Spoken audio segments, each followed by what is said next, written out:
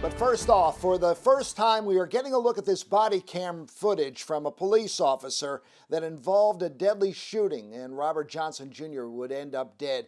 Jeff Hager is on this story tonight. We want to warn you, though, some of the video you're going to see may be graphic. A longtime Baltimore County Police officer answers a nuisance call for dozens of unruly people in the back parking lot of an Essex townhome community. It should be noted here that police officer had been on the force 24 years and had never fired his weapon.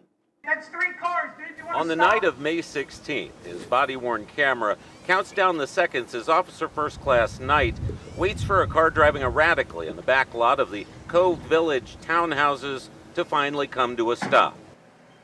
29-year-old Robert Johnson Jr.'s next move would draw gunfire. You have your license, bud? Oh, don't! Colonel Robert McCullough of the Baltimore County Police Criminal Investigations Bureau slows down what happened in that initial 3 seconds. The driver exited the vehicle, dropping what appeared to be a handgun on the ground. The suspect, Robert Johnson, then immediately went to retrieve the weapon and picked up the weapon off the ground. Officer Knight's initial 3 shots missed their mark, but as Johnson ran from him with the gun still in hand, he would draw 5 more shots.